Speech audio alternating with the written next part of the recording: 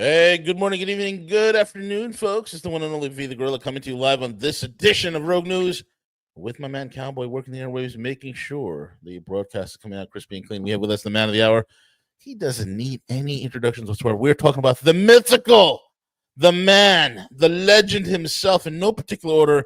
The one and only Tom Luongo is here. And folks, you can find him at Gold, Goats, and Guns, tomluongo.me. Tomluongo.me is where you can find his website and join his Patreon. Because if you ain't on that Patreon, you are missing a whole bunch of critical information. He is the Jiminy Cricket when it comes to global politics, economics, and the geostrategic. I love his analysis, and we're big fans of him over here. With that being said, Tom, welcome back, buddy. Thank you. That was an awfully nice introduction, B. I really do appreciate that. I do give the best intros. I'm not gonna lie. I'm in your house, so of course you do. How you been, man? How's you've moved? You're no longer in the I don't know, the weather maelstrom that is Florida. Right? So yeah, we're developing a second property up in Tennessee. It's not like so we're doing the bivouacking in RV plus while we work towards building another place out here. Awesome. And I'll still go back and spend the time down south. It's not like I ever have any actual money. The minute I make any money at all, I like plow it into like real estate projects or drum stuff or buying a drum set or whatever. So it's really funny. Like I'm at that point where I'm like,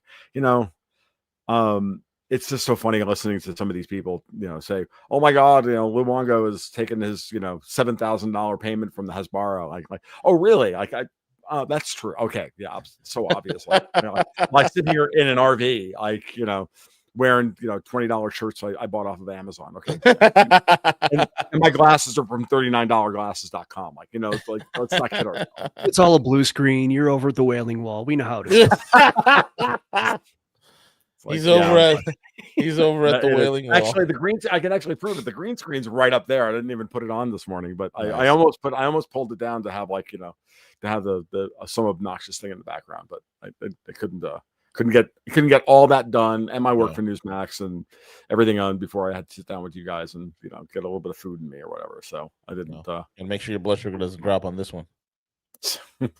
Yeah, that we do not want to happen. No. So, what are we talking about this morning, boys? Tom, there's so many things going on in this world. We have, of course, the situation in Venezuela. We have the potentiality of Nigeria. Mm-hmm. We have Mamdani in New York. We have the situation in the Ukraine. We have Israel in the Middle East. I mean, the world is a giant ball of yarn that is on fire. So whatever string you want to pull, my man. Let's start with I made you a special thumbnail, Tom. I don't know if you saw the thumbnail for the show. No. Okay, go ahead and start. I'll just show you in the background. I'm sorry to totally. That'll work, man. So what I was going to say is let's not forget the most important part of All Saints. Was it Halloween or Guy Fawkesween? Right, the day before All Saints, the day before Guy Fawkes Day. Which is, of course, and the great, I guess, chimp out tomorrow that they're going to try and pull with the great strike against Trump because he's evil, which is really funny. The big news this morning is that the Dark Lord himself is dead. Like Mr. Reality Generation Engine himself, Dick Cheney, is gone, is no longer part of. He decided to shuffle off this mortal coil before his daughter got indicted for treason. Amen. And maybe that ignominy was too much for his cold dead heart to handle. I don't give a shit. So that's my only regret is that he didn't live long enough for his daughter to go to jail. Two Beelzebub. Yeah, Beelzebub. Actually, we want to let's invoke the dead Kennedys while we're doing this morning, right? So, God, I haven't listened to that album for 40 forevers. Okay, so but yeah, that's the one thing. I mean, as far as everything else is concerned, I'm just gonna make it really simple for people, as always. All of those hotspots and all of those different all of those different places that you're talking about all have a common denominator, and that common denominator is the burning of the city of London to the ground, and or Davos, the high table, whatever you want to call them. They're all Trump attacking or being attacked for having attacked. their interest in these various hotspots around the world that have been we've all grown up with them as being like forever wars or forever conflicts. Venezuela, or drugs coming out of Colombia, or Israel, Iran, or Gaza, or this, or Ukraine, Russia, or all of this stuff these are all forever wars. These are all forever conflicts that are created, that were left behind on purpose by the British and sometimes the French. Every once in a while, they do coordinate, especially when they're trying to attack America, right? And that's the big common denominator. We can go into the specifics of how each one of those things is a reflection of that, certainly, but that's the common denominator. And you can tell that that's the case because they're working really overtime. I'm not talking about London, that is, and in particular, working overtime to distract and cleave Trump's support from within what is clearly the broad MAGA coalition on the right. And it's really, it's nothing new. They started doing this on July 14th, right after they tried to shoot him. And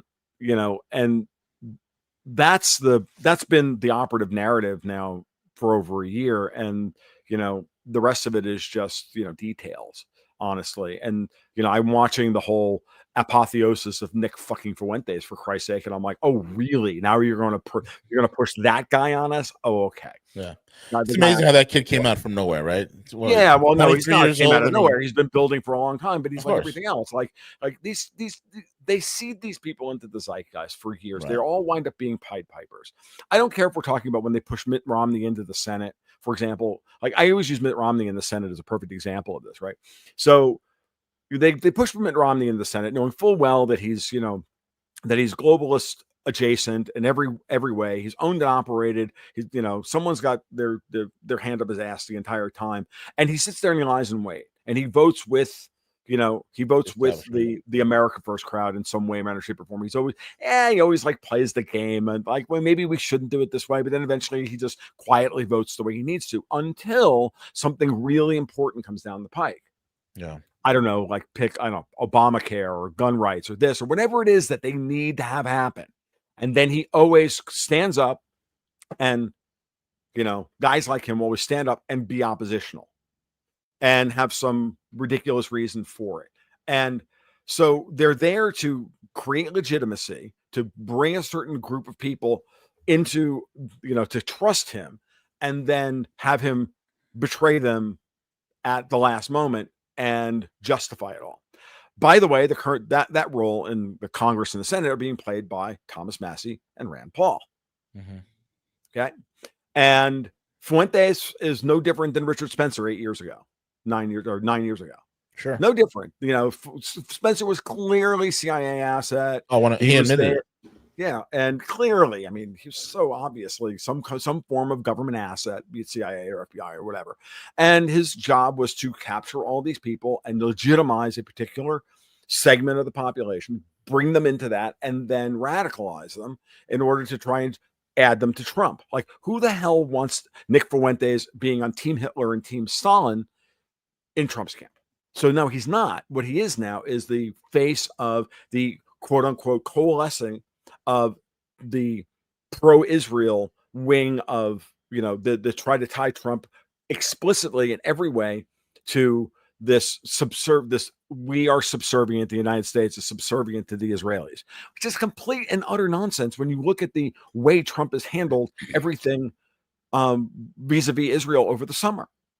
Like the Israel-Iran 12-day war ended with Trump being in charge of Israeli politics. The neocons got everything they wanted, meaning they got to attack Iran, but they didn't get regime change. And now they've been, and the Dick Cheney crowd have been completely neutralized as a political force, which is why now after that failed, now they have to like spin up the Fuentes stuff, right? And so every time you turn around, everybody, if you're not, full-throated, pro-Palestinian, basically pro-Hamas, then you're in the pay of the Zionists. And it's a nonsense argument. I got news for you. The only people who benefit from that are the City of London, because the City of London is throwing Israel under the bus because they're an asset that has no more value to them. No, just like Iran has no more value to the French and or British factions that have been backing the Ayatollah for years. This is Israel-Iran is the French and the British playing both sides against the middle the entire time. Mm-hmm.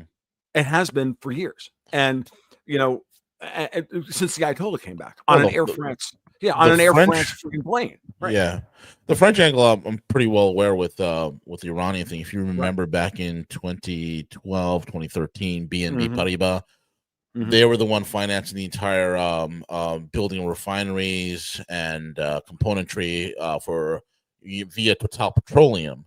Again, BNP Paribas, Total Petroleum in Iran. And I'll do you one more, V. Yeah. Who was the first major oil company to sign a big E&P deal with the Iranians after the JCPOA was signed? Ink wasn't dry yet. Was it Total? It was Total. Yeah. $4.3 billion. Total has years with the Iranians. And then on top of that also, I'm going to tie it to a factional war that occurred back in 2014 or 15 as well. It all makes sense with the whole French angle. So then what happened was when that whole Total deal started blowing up, and they pinched J.P. Morgan as basically the clearing bank for BNP to get this done. If you remember back in the couple of years ago. No, I don't remember that, but that's a good point. Yep. And then what occurred is shortly thereafter, the CEO of Total Petroleum was killed.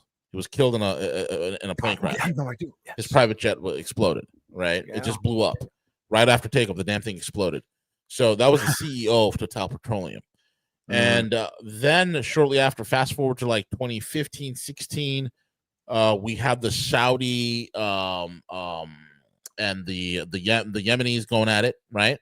But also what occurred is there was a meeting in Algeria, again, French, and the meeting occurred between the Saudis, which are what? British. And you had the meeting between the Saudi intelligence agencies and the Iranian intelligence agencies, and they were trying to come. This is right after Benghazi. Okay, this was right after Benghazi. They were trying to come to a head of trying to quell this proxy war between Saudi Arabia and Iran. Okay, between the French and British interests, between the intelligence agencies. So there's a lot of British and French fingerprints in this that a lot of people are not aware of, and keen on you to really put a spotlight on that one. Yeah, no, I thanks, Pete. I appreciate that. And I forgot some. And these are events that that these are bits and pieces that are back here in the gray matter that I've kind of forgotten about. You remember, like I didn't remember. I forgot all about this. The CEO of Total getting blown up. Yeah, and then it makes all makes perfect sense. But one of the things that's interesting is, and so what are we watching now with Trump? He's clearly outlining. He and JD Vance are clearly outlining an all new relationship between the United States and Israel. Here's the thing: that is America first, but is but willing to cut. Vance said it the other day. It's like when we have shared interests with Israel, we're gonna work with them, and when we don't, we're not. And then he decided not to go to the Wailing Wall. And he made it abundantly clear, I'm not going, and that was that. Then he went to the church in Bethlehem. Yeah, exactly. Which is a holy Christian site. Sepulcher. Yeah, he didn't Holy Sepulcher. The church of the Holy Sepulcher. He snubbed Netanyahu as well. Yeah, he didn't go to the wall of the Antonia Fort. Fort Antonia. Yeah, Fort Antonia wall. Exactly. Let me ask you this, Tom. This is one of the biggest things that a lot of people have hurdles with.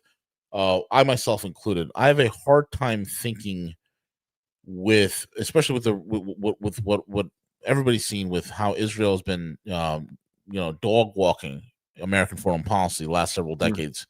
Sure. What can you point to that is evidential that shows that, look, Trump is not a patsy to Israel? Because it looks like to me that he is.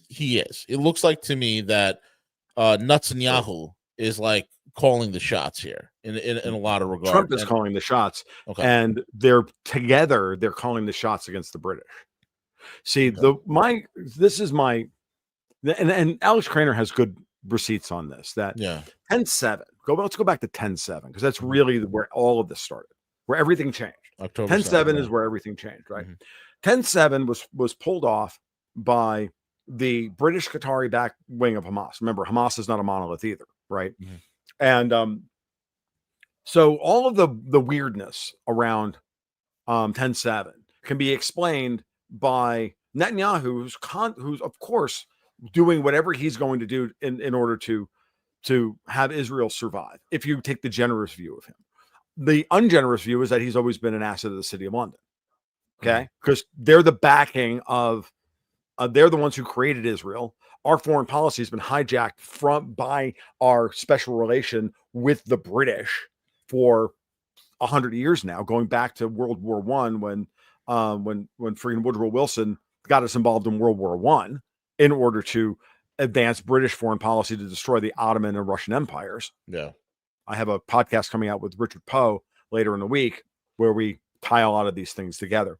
On the other side, so putting all that together, when you hear that version of the story, then it's a very obvious next step to go, okay, why did Israel stand down that day? Everybody's asking that question. Well, it's very simple, because they were told by Netanyahu, in the ungenerous version of Netanyahu, saying, look, still trust the British because they've always had his back. He's like, you stand down, allow this to happen. The Hamas is going to do this, and then you're going to get everything you ever wanted in order to go after Gaza, right? And then Hamas went way over the top. I think Netanyahu was betrayed at that moment by the British in order to start World War III. Okay. Well, let me ask you this. Let me just put that together, because then what happens after that? You have a population that's been at war for the entire time they've been a country. They're tired of the Palestinians, right? The Palestinian as a concept was always a Soviet anti-British imperialist play against Israel. The Soviets, the Russians, always understood that the real enemy was always the British. So when you look at all of the moves that we've made along with our British, compatriots, while the Dick Cheneys of the America were running American foreign policy, because they're all part of that. Remember, neoconservative really means British. Okay, it's British foreign policy going all the way back to Halford Mackinder. It's no different, right? So there's no error here. It's about global advancement of the British financial and trade system that we've been dealing with, and that's been the hijack, and that's been the common denominator against of all of our previously ruinous foreign policy. Israel has been is like the tip of the spear of that in the Middle East. Ukraine is the tip of the spear of that in Eastern Europe. Japan is the tip of that spear in Southeast Asia. Okay, like that's, if you start to look at it that way, right? With all the permanent conflicts around those things, Taiwan, China, North and South Korea, right? All of that stuff. Now, Cambodia, Thailand, Laos, Vietnam, like there's all these things, right? So when you look at that moment, you wonder how and why everything changed around 10/7. Netanyahu's response can only makes perfect sense if he was betrayed by the people that he trusted up to that point. Okay? Well, isn't he on record funding Hamas? I mean, he was on record getting Qatari funds. 2 wings of Hamas, one effectively backed by Israel and the West. Again, right. Hamas is like the Palestinians at the end of the day are everybody's bitch. This is the problem, right? And when Trump finally decided to blow all this stuff up, this is the important part. This is the key. Here's the common denominator.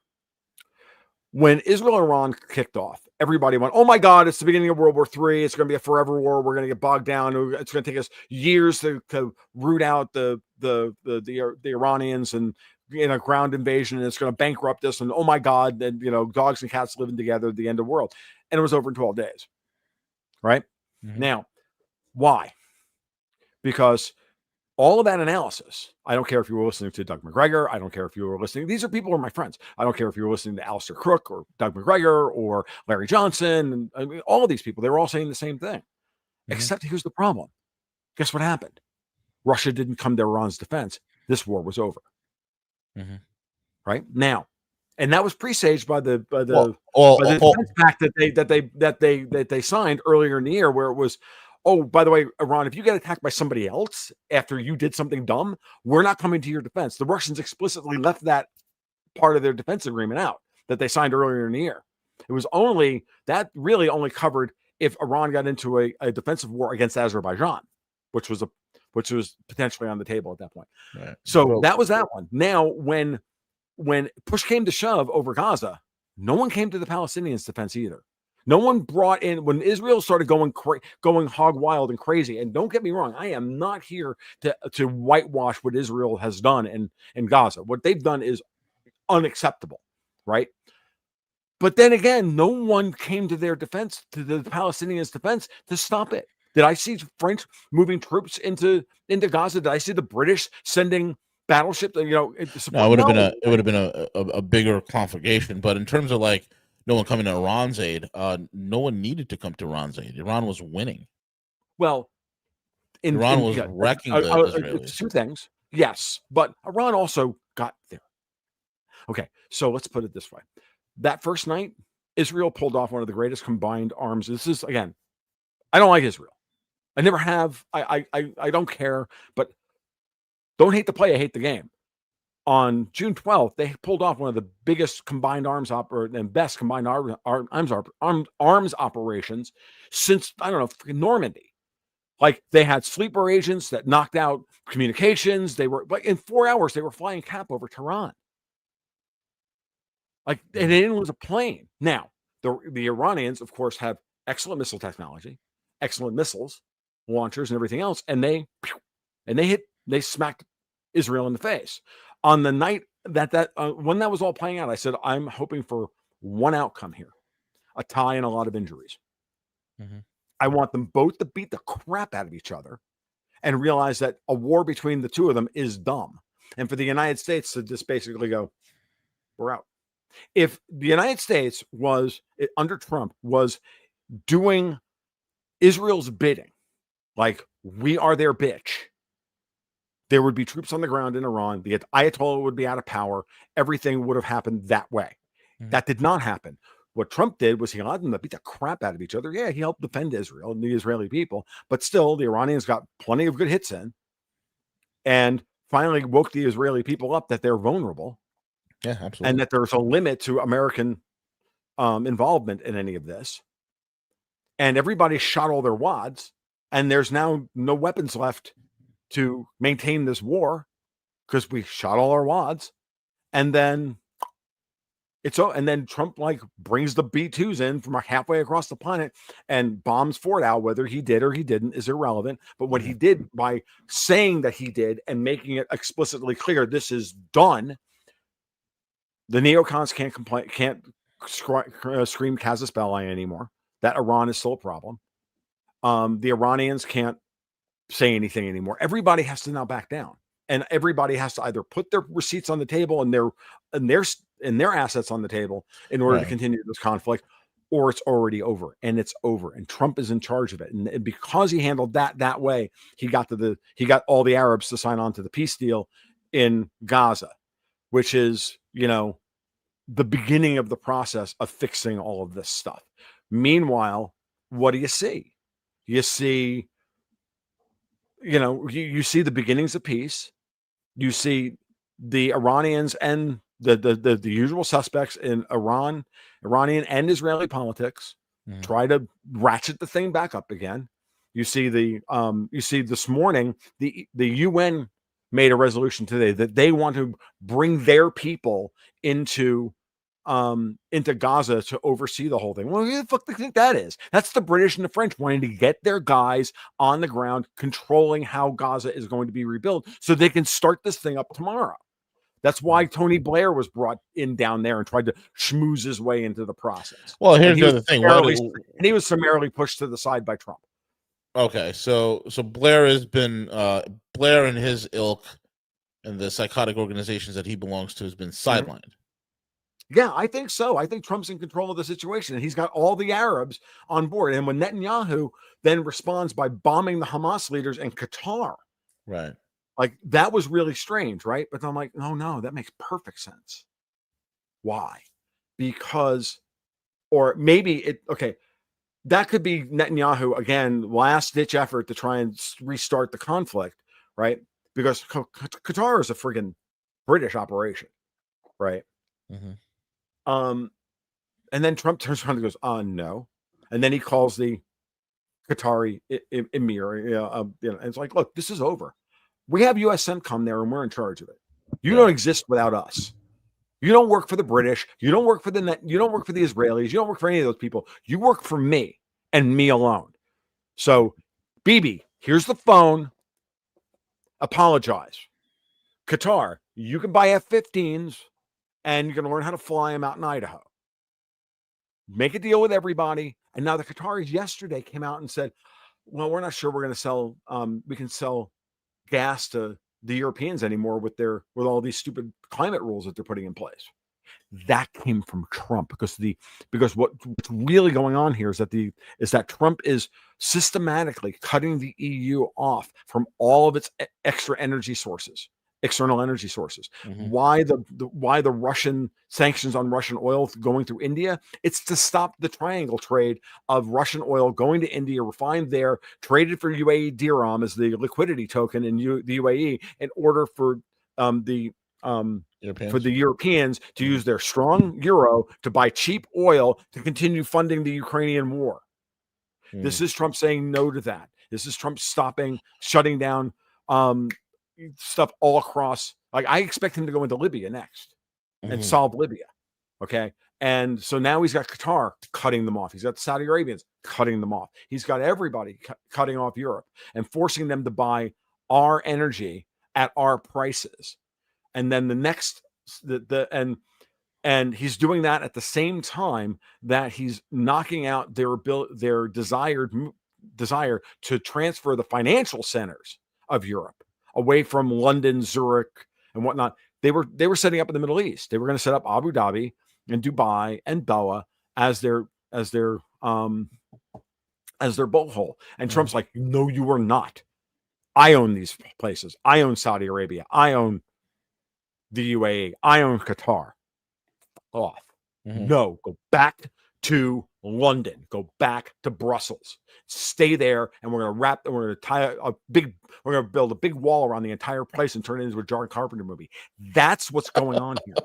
And I'm dead serious, because go look at French and Italian bond spreads. Go look at German Italian bond spreads. Italy is being set up as the safe haven trade of Europe. They're collapsing. The Italian BTPs are getting bought preferentially over French and German debt like it's going out of style. And since the end, I saw this the other day. I don't have the ability here to show you the chart, but I posted this for the patrons on Sunday's market report of the French-Italian bond spread, 10-year bond spread. And there's all this volatility on a daily basis as it's moving down. And then the minute, and I mean to the day, that the 12-day war between Israel and Iran ended, the volatility in French and Italian debt went nowhere, died, and it's been a straight line down ever since. It's like a straight line down. So the Americans, through the Italians, are attacking the French in the bond market in order to try and kill Macron and kill the French government and break the EU.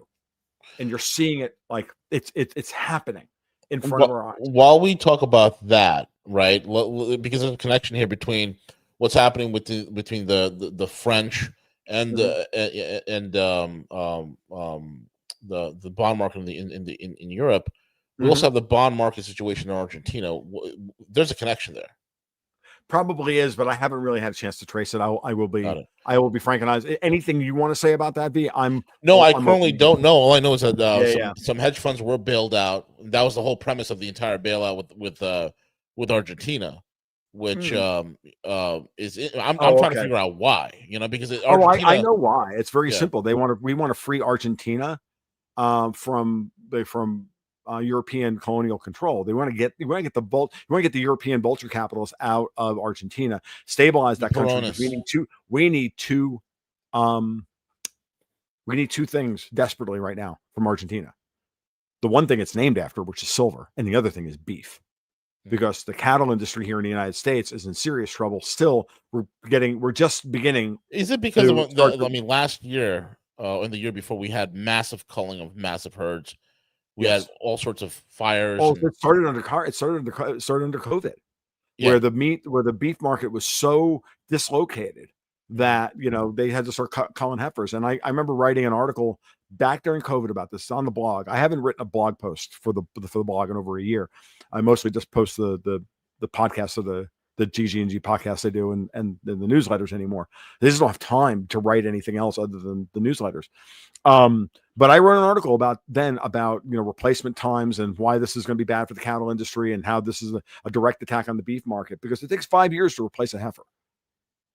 Mm-hmm. Just between gestation time and one calf per heifer, it takes 2 years to grow a heifer to the point where she can give birth. Then every year it's an 11-month gestation period, so it takes a year to grow a cow. Only half of those are going to be girls. And then, if you get one in year one, then it takes 2 more years to replace her. I mean, it takes 5 years minimum to replace a slaughtered heifer. It takes 4 months to replace a slaughtered chicken. Right. It takes 3 months to replace a slaughtered pig or something like that. Like pigs and chickens are high replacement time. Goats are about 14 months and cattle are 5 years. So Argentina has some of the best beef in the world. We want to stabilize that country because clearly American foreign policy is to kick the Europeans, the Russians, and the Chinese out of the Western Hemisphere. Yeah. That's the goal. Gotcha. And when you look at it from that perspective, and that was all presaged by when he made Marco Rubio a Secretary of State, because Marco has sincere connections and credibility all around Central and South America. Yeah, all around that time. So let me ask you this: shifting gears from the Middle East and your analysis of that, this current take on Venezuela, what do you garner of that? What's your take on? Yeah, another easy one actually, because I've talked about it a lot recently. So thank you, it's a good one. So before I go to Venezuela, I want you to understand the framework that I'm operating under. On a day-to-day basis, we see the headlines, and the headlines involve the movements, for the most part, and the machinations of middle management. Mm-hmm. That's the Pelosi's and the Gavin Gruesom's and the Ursula von der Leyen's and the order takers, right? The middle managers, the guys who implement all this stuff. Then there's upper management. And upper management would be people like Soros and Larry Fink and previously Bill Gates and people like that who do the direct implementation of the strategic high command of what we would call Davos or the high table. Mm-hmm. So understand that there are 3 operating layers here, right? There's 3 layers of the strata in the organizations that we're dealing with. Most people are distracted and are given distractions on a day-to-day basis in social media dealing with middle management. So when you start thinking about middle, upper, high table, middle and upper management, then the high table, for lack of a better term, you're dealing with public money at the government level, how public taxes and public funds are used to fund these operations. Then there's private money. And then there's their money that they've stolen, right? Their stolen wealth, be it the Venetian bankers or the Rothschilds or whoever you want to call it, that's on the high table. I don't care. I'm not interested. Call them what you will. There are factions up there as well. And I think we have our faction of the high table versus their faction of the high table is what's actually funneling, which is actually fueling all of this stuff. Trump, the first thing he did was to go after middle management's money, right? The public money, USAID, National Endowment for Democracy, the Ford Foundation, all this stuff, the Harvard Endowment, all that stuff, the public money. That's easy because it's under his direct control. He can just, nope, not paying, not spending it. It's the private money, which is the money that they use the public money to fuel their organized crime ring. And you should have Matt Arrett on to discuss that, right? Yeah. Because they'll do a great job of mapping all of that for you. I'm just giving you the conceptual idea. Matt will bring all the receipts of who these people actually are. Yeah, right? I'm having Matty on soon. Yeah, excellent. So perfect person to follow up this part of the conversation with. So what is that? Well, that's all the drug money. That's all the child trafficking money. That's all the homeless or rootless ethnic organized crime groups around the world that still work for the French and the British and the Dutch and everybody else. But it's the Italian mafia that resides in New Jersey. It's the Sopranos. It's the Chinese triads that are in Vancouver. It's the Russian mob that's in the city of London, right? Because if they went back to any of their home countries, they'd all be killed. Right. right? So they're the rootless ones, and the Mexican and Venezuelan cartels. So Trump is not lying when he says, I am going after the drug, and I'm going after the drug money and the drugs coming into the country. That's a code for we're killing their private money ring, that $1 trillion a year business that they make in child trafficking, drug trafficking, and everything else. That's what he's going after. That's why there's such a focus on the fentanyl trade coming out of China. Okay. That's why it's so important to realize that Canada is as important now as Mexico is for the fentanyl trade. And so, I mean, there was a major fentanyl lab that was busted in Canada. I think it was in British Columbia. I believe it was a huge one. Huge one. And so that's what this is about. He's not lying about it. Rand Paul is like off his fucking rocker to think that these people have friggin' civil rights under our law. Fuck off. Like, just literally, like, how bad do you have to be at this, dude? Seriously. Like, no, this is what has to happen. And it's not about the oil. We give a damn about the oil. We are, all of those Citgo refineries on the Gulf Coast that were built to process all that Venezuelan sludge, they've all been retooled to take, Russian Urals medium sour stuff. Because the minute we put the sanctions on Venezuela back in 2018, we started importing Russian oil, right? Because it was the stuff that we could blend in and actually get into those refineries. Right. So, and now that's been cut off because of the Russia-Ukraine war. Okay, fine, but those refineries down there have all been retooled for a different. We don't want the sludge anymore. No, it's a very expensive oil to the refining process is very costly. Yeah, very, very costly. The stuff is, it's one step better than Canadian tar sands in that respect. Yeah. Like, but again, so we don't want that oil. If we want any of the oil, it's the stuff that they just found in like Guyana. But even that's that's a pure distraction. We have so much oil in the United States, it's not funny. We're going to open up Anwar. Why would we go to Guyana when we've got Alaska right there? We want to build the friggin' tunnel from the Bering under the Bering Strait and bring the friggin' and then sell that oil to China and and to the whole of Southeast Asia and put the Russians on the entire deal and open up North Korea in the process. Like, why would we care about any of that? It's not about the oil, folks. It's about the drug trade. It's about controlling the Panama Canal as a strategic asset. Venezuela is the entranceway to the Gulf of America. Like, start thinking strategically about these things. Start thinking about maritime sea routes as the reason why everybody does everything. And you'll realize that's why it's the British common denominator.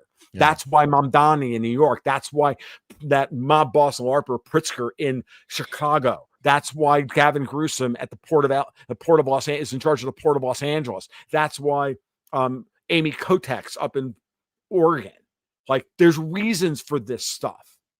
Like, it's about controlling maritime sea routes. They're setting up what we should be worried about is not that Trump's going to invade Venezuela. We should be more worried about, insurrection, like literal armed insurrections in every one of the major port cities, not named Miami or New Orleans.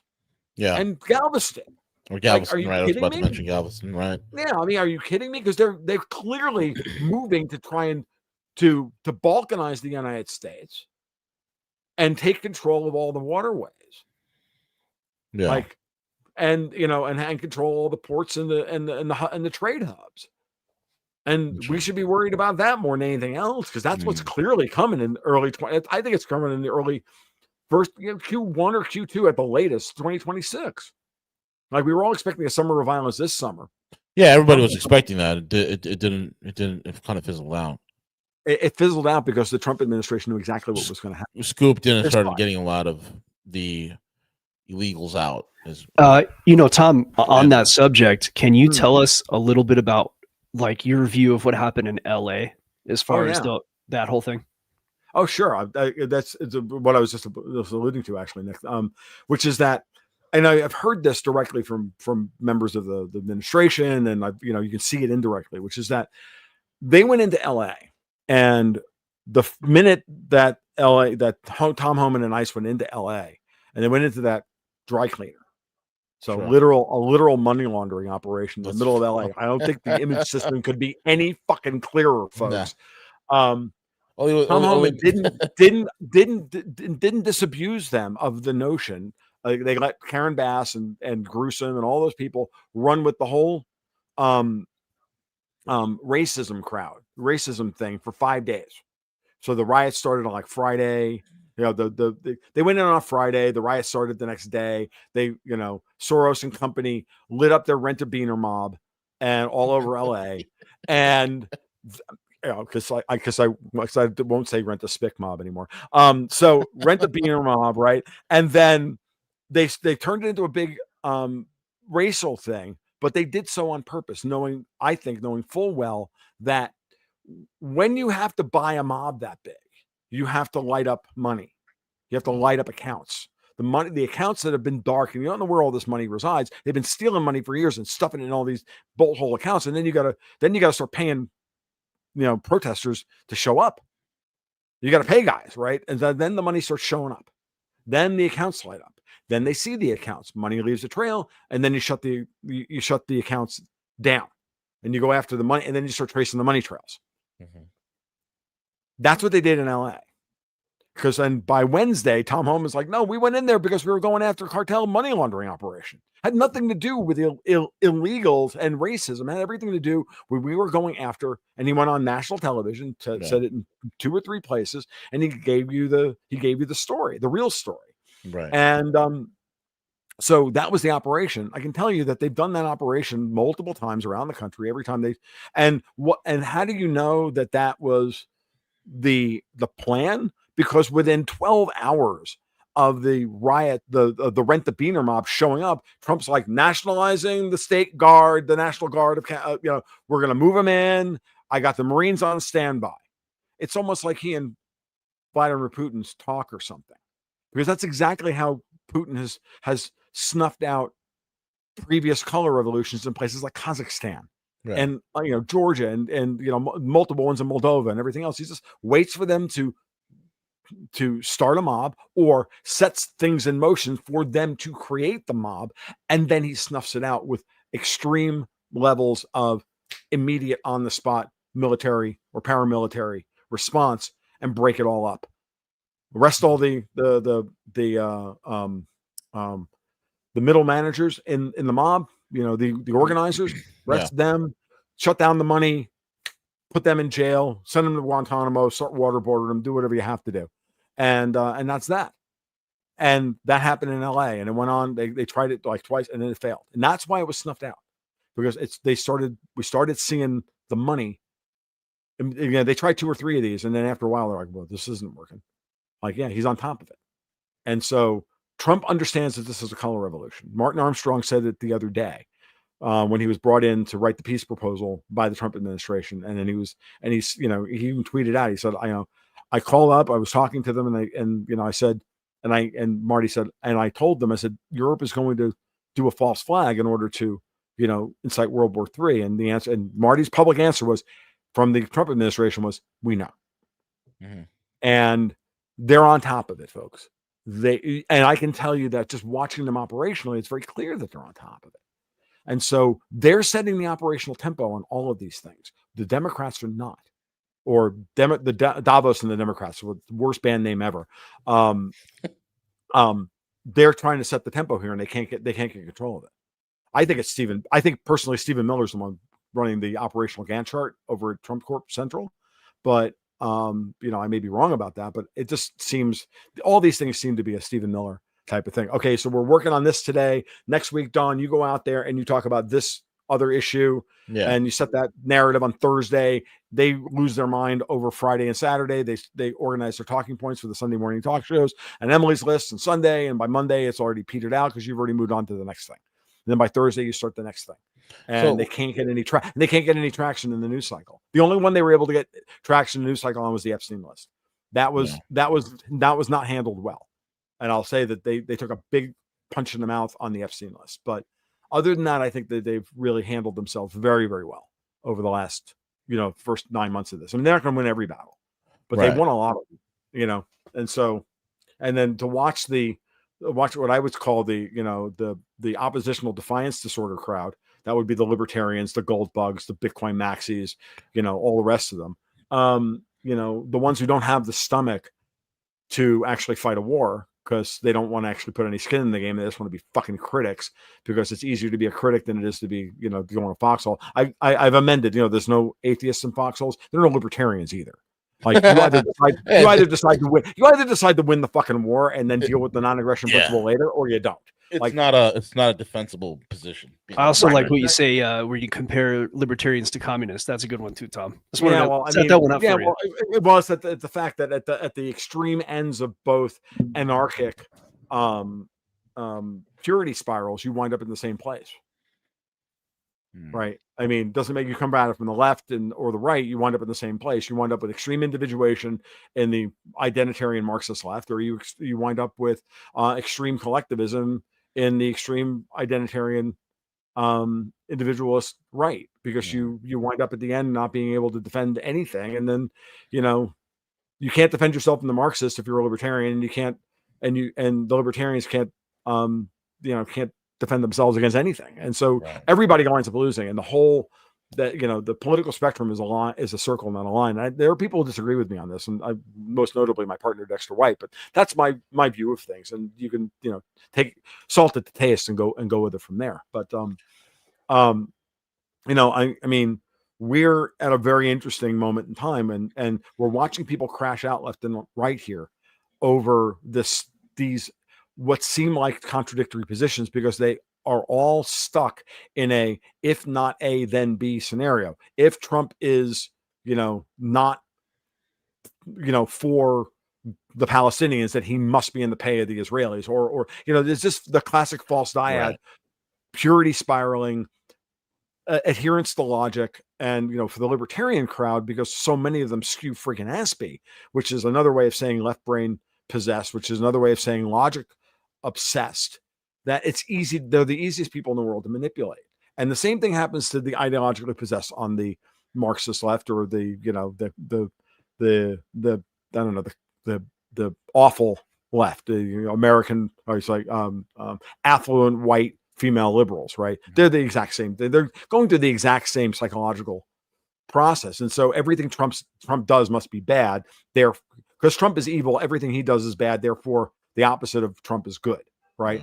And that's used, all through our dialectic and all through our public discourse, and it's toxic and it's poisonous, but it's also very effective with a certain crowd of people. What we're trying to do ultimately is we're trying to throw some nuance onto all this, that you have to have a strategic plan, right, of what you're trying to accomplish, state that goal pretty explicitly, and I think Trump has done that very well, and then execute as best as you can, knowing full well that no plan survives contact with the enemy, and sometimes you have to go right to go left, or you have to make a deal with somebody evil like Lindsey Graham in order to get something else you want, because Trump is transactional, but he's transactional with a goal in mind. And what his critics will do and will overplay their hand on is to say that he's just transactional for his own personal gain. That's nonsense.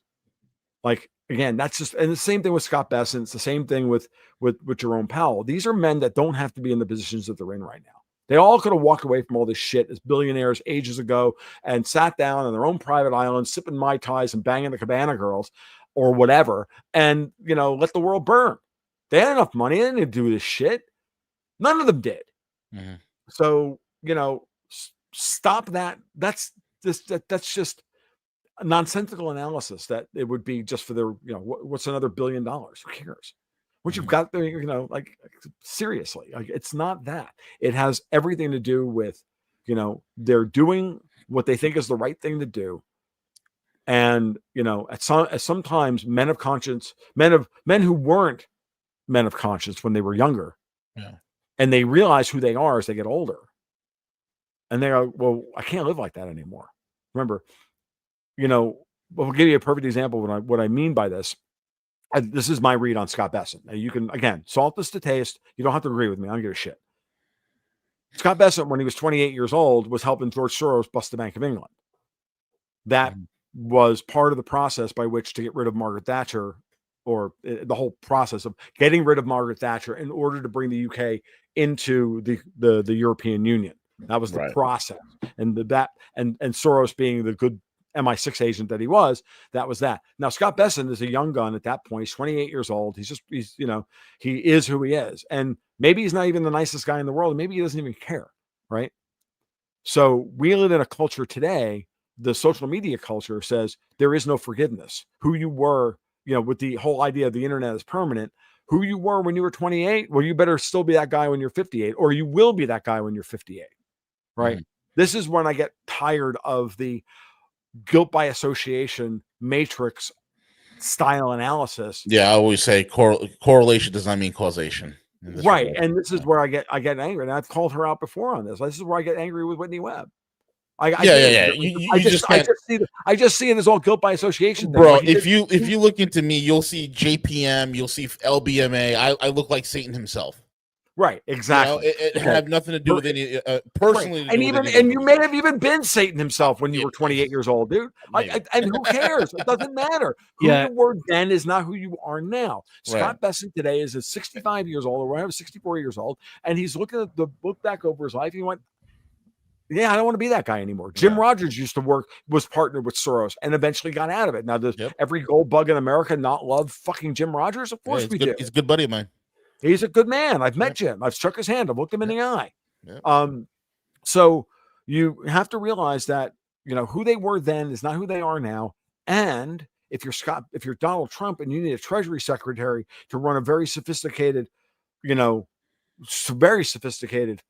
financial play against the most sophisticated financial players in the world with the deepest pockets in the world, who do you want on your side? Well, I want the guy who helped Soros break the Bank of England, because I know how he did it. Right. No, you're gonna have to work with all sorts of individuals. And here's the thing: what people don't understand is this: you get to a level, man. I've crossed paths with people that, I'm like, holy shit, that guy actually, like, for instance, without giving away too much, the guy who helped clean up Bruno Ixel's trade, which is the London whale. Okay, right. I was literally met him multiple times, sat in office with this guy, had long talks with this guy. I was back and forth to 270 Park Ave, which is JP Morgan's headquarters, right? And so the whole thing is like, you look at this guy who's basically saved JPM from that entire thing, which was and I was one of the guys who blew the whistle on the London whale trade going back, 2012. Right. And if you look at his resume, you would be like, well, what the hell? That you see all these correlations, but he's such a systemic genius. He can unravel something that a regular person simply cannot do. He mitigated a major problem. He was at that time, Jamie Dimon's right-hand guy to get the shit done. Right. So it's like exactly. So you just he was, so and so was Jamie Dimon's right-hand man to get this thing done, and now Trump hired him, or so and so was in that office, therefore he's evil. Yeah, but his second cousin was best friend's former roommate's dog groomer, so he must be on the payroll, right? Right. So I'll give you a perfect example of when I finally I lost it with that entire crowd. It was back during the fight over Build Back Better. And you want to know something? It's lazy research when people do stuff like that. It's really lazy. I will agree with that. But when I finally lost it with that entire wing of the commentariat was during Build Back Better, when I had finally started going down the rabbit hole. Maybe the Fed's on our side with the 5 basis points to change the world and all of that stuff. And I said, if I'm right about this, then Wall Street is never going to allow Build Back Better to go through.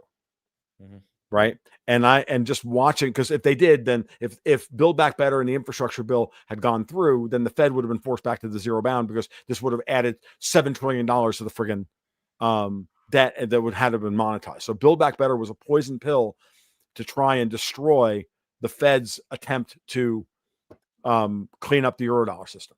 Right. Yeah. And so I made that connection, and I said, it looks to me like it's probably JP Morgan that's behind this process, and Jamie Dimon, because they were the first ones to, stop repoing European debt at par Bingo. back in 2019, which Correct. is what precipitated the SOFR and repo crisis of September 2019, which is what gave us COVID, which is what and all of these things are all connected now, right?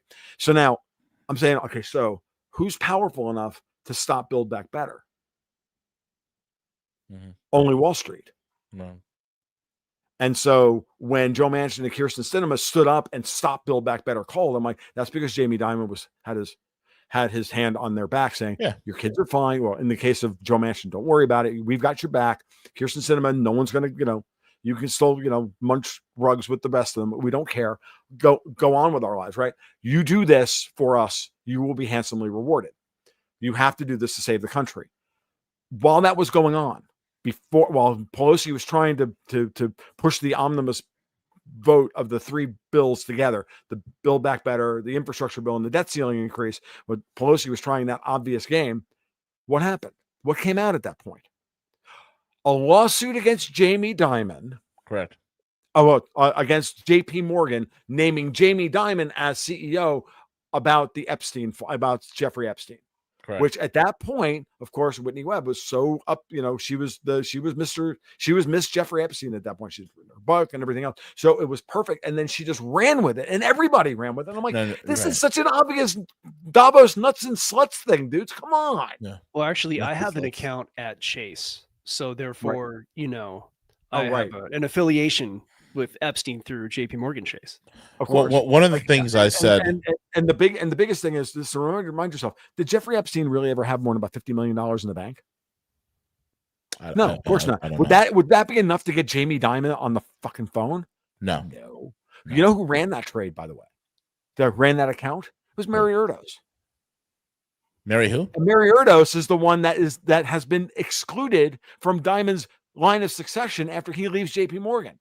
And he brought her to Davos this year to parade her, that fucking traitor, to Klaus Schwab and Soros and the rest of them, and said, keeping my friends close and my enemies closer, and I'm going to parade this bitch around, and then I'm cutting her off. Interesting. This is also like if you remember back in 2018, 2019, when actually not 2019, I'm sorry, 2021, 2022, when Biden administration was in full tilt, world's looking crazy, the Russian situation with Ukraine really exacerbated, and the U.S. is looking really shaky. Who went over to China to talk to China and be like, hey, things are going to be Jamie Dimon? Jamie Dimon. Exactly. I told everybody I said all during the Biden hunt. I literally said Jamie Dimon is the real Secretary of State, not Anthony Blinken. Correct. No, 100%. Going Blinken's behind a joke. Blinken everywhere to stop the madness. Stop without a doubt. I told everybody on the show, I said, listen, Uncle Jamie's out there. Uncle Jamie just, he went over to China. He went over to all over the Middle East. Uncle Jamie was on TV, and Uncle Jamie was like, listen, guys, here's the deal. Maybe we need to start looking at shoring up our borders and improving trade relations and all the stuff that drill baby drill and all. He went to Davos. He went drill baby drill at Davos. At Davos. And in front of the whole CNBC cast, they were like, "Oh my God, clutch my pearls!" And didn't they send Janet Yellen to China like a couple of days later, and they patted her on her football head, sent her back home? No, I think it was the other way around. It was Yellen goes to China, does the Magic Mushroom tour during the NATO summit, and then right after that, Jamie Dimon shows up and goes. I mean, look, man. Okay. I love the fact you call him Uncle Jamie. So did Dexter and I. We both call him Uncle Jamie. People have this fear of Donnie in New York, and all I have to say is, like, I just made a point like this morning. Look, there's a reason why that JPM just built a $3.2 billion skyscraper. It is literally the tallest building in New York City right now. It's right now. They spent coin. Have you seen that headquarters? I have. When I went up to New York for the first time in ages for the Newsmax IPO, I was invited up there by Chris Reddy, and it was a lovely time. And we walked around. I walked around with a patron. We just did, and I saw the building. I'm like, oh my God, dude, I was floored. Look, I've been to 270 Park so many times. I've had meetings there. I've talked to people there because I'm a dirty JP Morgan LBMA bankster. But here we go. Look at this thing. Yeah. Look what, like, what, you gotta look at this. This is the freaking building right here. The tallest in New York. The tallest building in the country. Yep. That's their new headquarters, built on top of their old headquarters. Look at this.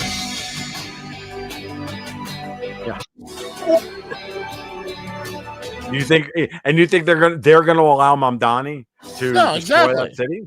Yeah, no. Look at this. They'll allow Mamdani to create enough problems to drop till you the see the price trading floor.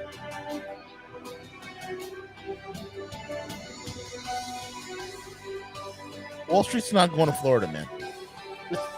It's not going. Because and if it does, look at the trading floor. Look at the trading floor.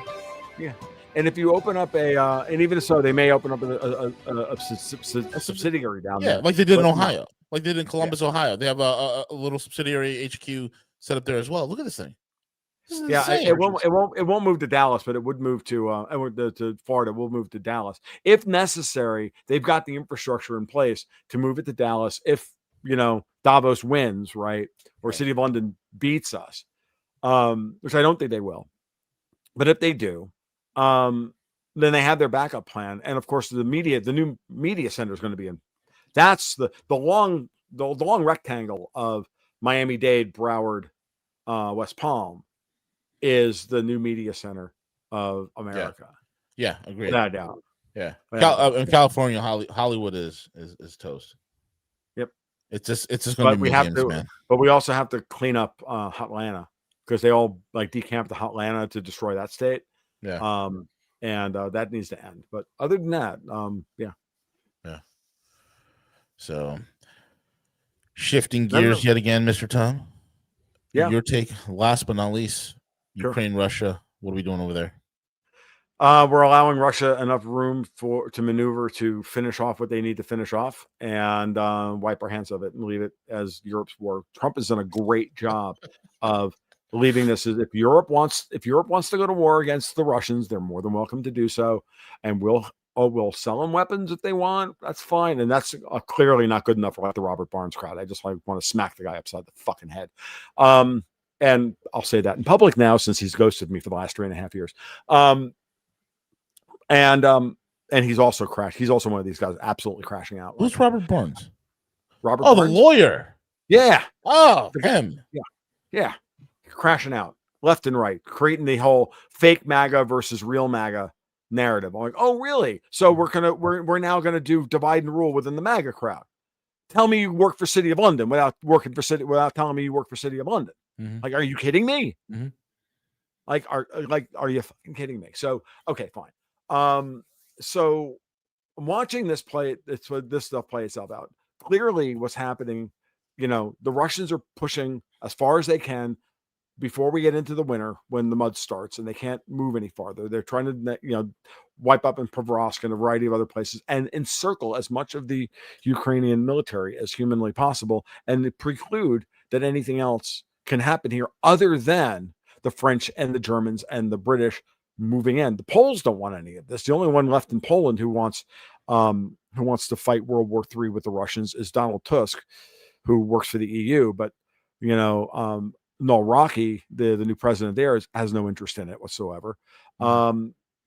We now have Andrzej Babiš is in charge in the Czech Republic. So the whole of the Visegrads are all coming together now to create a new buffer zone to say against EU aggression. Beautiful. And from Hungary to Slovakia, the Czech Republic to even Bulgaria and Romania to a lesser extent. It's why they've worked so freaking hard to get the guy in Romania to stop Kalin Georgescu in Romania. So it's a process. It's a hard one it's a hard nut to crack, and it's one of those delaying tactics, extended pretend tactics that Davos and company engage in when they can't win in order to try and wait Trump out and then try and and they're trying to limp to the midterms. Sure. But then you have to go back to the domestic side of things and ask yourself, are we going to are they going to be able to survive here? That's why I think in sometime in the future, I look at what the moves that are on the table domestically for the Democrats and for Davos, and I say the only moves that they have left on the board are ones that will further alienate the middle of the voting bloc in America, and because they're all burn the cities down and this, that, and everything. It's all that stuff, and activating their vandal governors and mayors around the country. And that's when Trump is going to win on, oh no, we're just sending in the National Guard. We're just going to we're just going to end this nonsense. I mean, if anything, what Trump has done so far is he's in the same position in America politically that Putin is, which is that his hardliners are pushing him to move faster than he actually is. And now you have to ask yourself who the hardliners are and who they work for. When what people really want is peace and, and predictability. And interestingly enough, this morning I was doing my podcast for that I do weekly for Newsmax, and I was looking at the SOFR futures curve. And for the first time in the 3.5 years that I've been charting that on a daily, on a weekly basis, and I have a time series where I've taken snapshots of the curve going back 3 years, and I plot 4 or 5 of them at a time. So I plot like the last, I plot the last 4 quarters of where the SOFR futures curve was on this date, right? And interestingly enough, it's been all over the freaking place. Like the volatility in the SOFR futures market from quarter to quarter is just off the charts up until last quarter, where in June of this year, like the curve from September forward, which is the current front month contract on the 3-month SOFR futures curve, out to 2028, is practically this exact same as this morning. Wow. This is the first time I've seen that, where we've had 3 months worth of stability, where the markets were able to properly handicap where the market was going to price of dollars 3 months from now. We've never been able. I haven't seen that since SOFR went live. Yeah, you want to talk, and everybody's like out there screaming, "Oh, the repo markets are blowing up," and the Fed did $30 billion with the repos yesterday. Did you see that the Bank of England did 90 billion pounds the other day after doing 80 billion pounds the day before? And you think that $30 billion worth of freaking repos on the American $3.5 trillion goddamn banking system, whatever the hell it is, it's the reserves of the U.S. banking system, is anything other than a rounding error? Right. But the British banking system is doing $90 billion worth of friggin' repos, or $120 billion worth of repos, $130 billion worth of repos with the Bank of England. And you don't maybe think there's maybe just a little bit of spillover, across the pond, because we have some business over there still. Yeah. Like, seriously, like, are you kidding me? Do I eat crayons, for fuck's sake? Like, seriously? Like, but so many people are out there just like spinning up friggin', end of the world scenarios for clicks. It's pathetic. Yeah. Right. Like, that's where I am at this point. So I'm like, I'm just done. I can't, honestly, dudes, I'm like, I watch it every day and I'm like, this is other than all the chaos, just look at who's creating chaos and who's trying to create stability. Yeah. The people trying to create stability are your allies. The people trying to create chaos are your enemies. Because the biggest enemy of the financial markets is lack of predictability. Yeah. How do you invest money when you don't know what the price is going to be tomorrow? Yeah. Which is why like the volatility in the price of oil just drives me completely nuts. Right. Because how are you supposed to rationally plan for the future if you don't know what the ROI is going to be on your energy inputs? Sure. Can't. It's very difficult. Last but not least, is JD Vance and Erica Kirk getting together? No. No. All right. No. I'm just not buying that one. I don't know. Like Candace Owens. I always didn't like Candace. I always didn't trust that. I found her entertaining, but again, tell me how you work for City of London without telling me you work for City of London. Well, her husband's George Farmer. I know. His comes from the boxer. Just kidding. No, his what was it? They're he's a great grill, dude. Seriously. Yeah, there's like 19 kids all named George. He's got a great grill. No, just in case. Yeah, it's Farmer, not Foreman.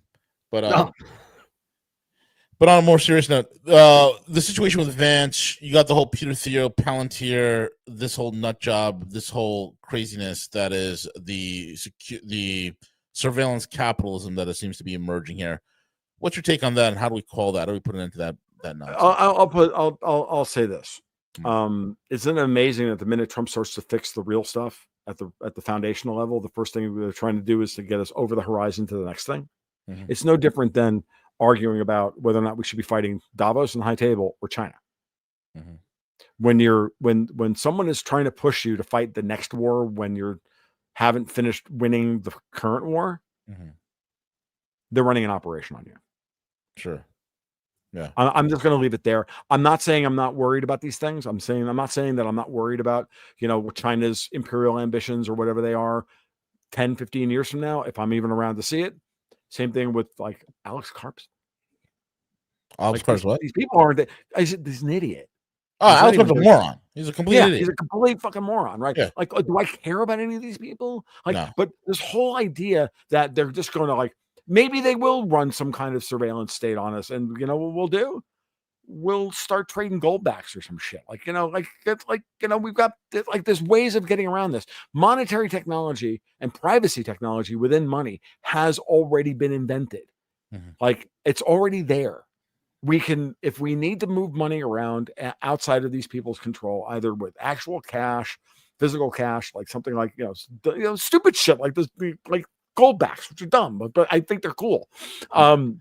Or Monero or whatever, like Zcash or Monero. There's privacy coins. If we need them, there's privacy coins. And these blockchains are old and they've been running forever in a goddamn day, and they've been attacked and they've been beaten up and they've survived. This is why I'm not a Bitcoin maxi. If they continue to push the surveillance state, I'm going to want privacy on my freaking blockchain. Monero. Right? Yeah. I love Monero. I've been a huge Monero proponent for forever. Yeah, or any of them. Pirate Chain, Monero, Zcash, I don't care. All of them. They all have very, but again, like, back in 2015 or 2017 or even 2019, we were all in the crypto space. We were all worried about, because we're all libertarians at a level, with dumb level. We're thinking about the war three steps ahead, the privacy angle on all of this stuff. When we shouldn't have been thinking in our heads, we should have been looking right at the problem in front of us.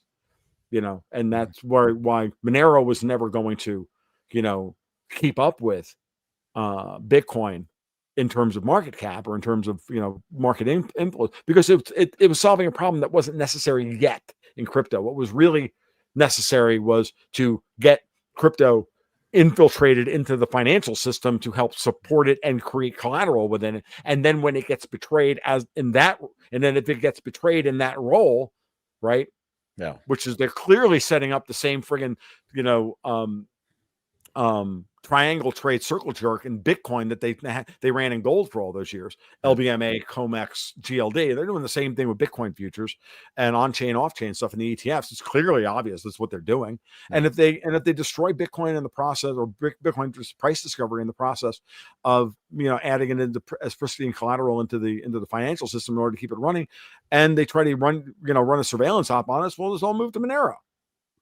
Or what is something else, right? Yeah. Like there's like 5 or 6 different privacy coins out there we can move to if we need to. Yeah. I don't want to add that to the conversation at that point, but so I look at Palantir and all this. So like this just seems like so much fucking future slop. Yeah, like, it is future slop by tech bros. It's just slop, man. Like the tech bros to pump their tech stocks. That's all it is. Yeah, like how about somebody's running an operation on you, and the reality is that they're trying to pump up this AI bubble so that they can then use it to pull the money out, crash the markets, and create another narrative 6 months from now. Yeah, exactly. That's what I think. Yeah, that's very well said. Tom Luongo, the man, the myth, the legend, the one and only mind, the Jiminy Cricket of global finance, geopolitics, and geostrategic. You can find them over at tomluongo.me.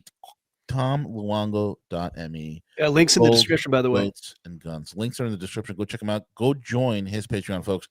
Amazing info as always, Tom. Tom, thank you so much for being on. We love having you on. We got to get you back on again soon.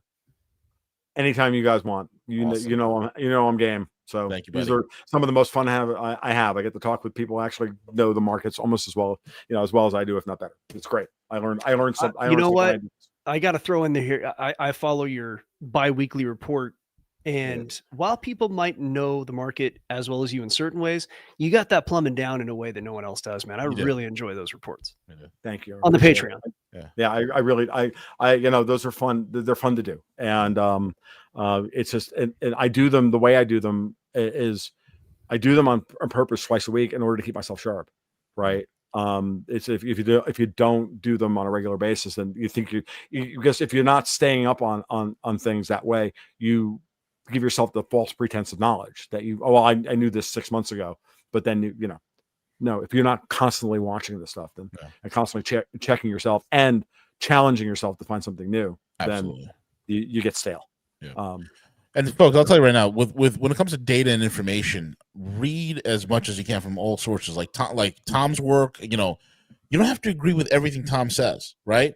But take the info, because every info and every data piece, everything is every metric you can have, and utilize it, because you can start developing your own. You can kind of see where things are going, because the world we live in is very fast, it's very fluid, and there's many layers and there's multiple players. So keep that in mind.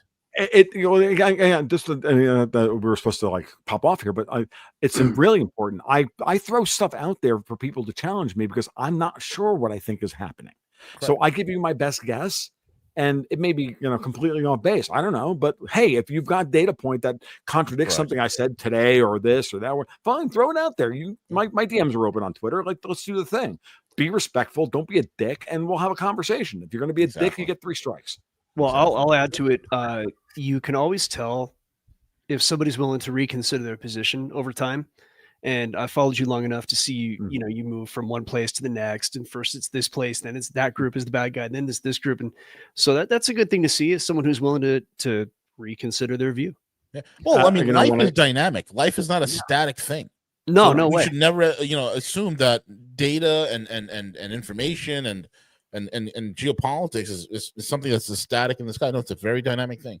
No, and by the way, to back it up, before I made you sound bad, by the way, Tom, every time you made a case about who the bad guys, it's all a good, reasonable case. Like, right. And I'm not sure you were ever wrong. I think it's all of them in concert. Well, I think the better way to look at it, Nick, is not that I was right or wrong. Right. It's in terms of, this is the best information I have at the time. This is my best guess.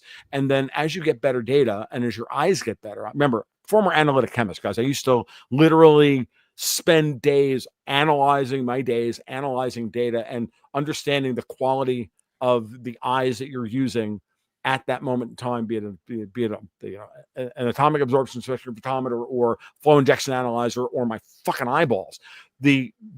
Your analysis is only as good as the eyeballs that you're using at that moment in time. And so you just have to realize that you're going to get better, as you move from one analytic technique to another, or as technology moves along, you watch the process where you can now look and see deeper.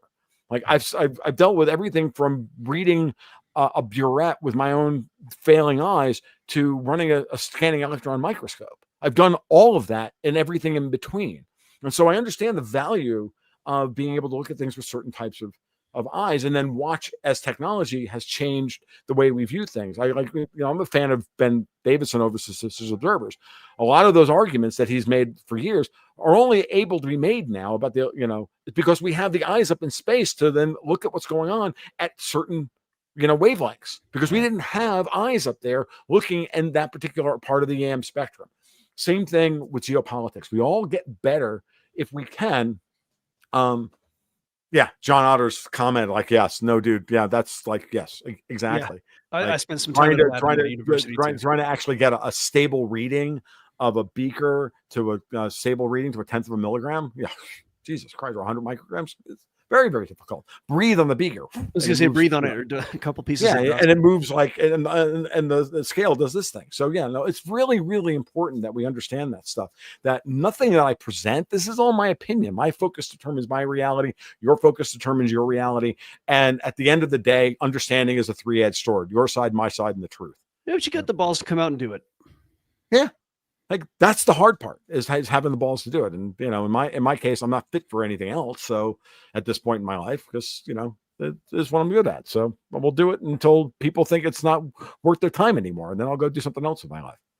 So, all right, man. All right, guys. Tom, thank you so much, man. Good luck with everything. Thank you. You guys have a great time. We'll talk soon. Take care. Cheers, everybody. Have a good one. Bye-bye.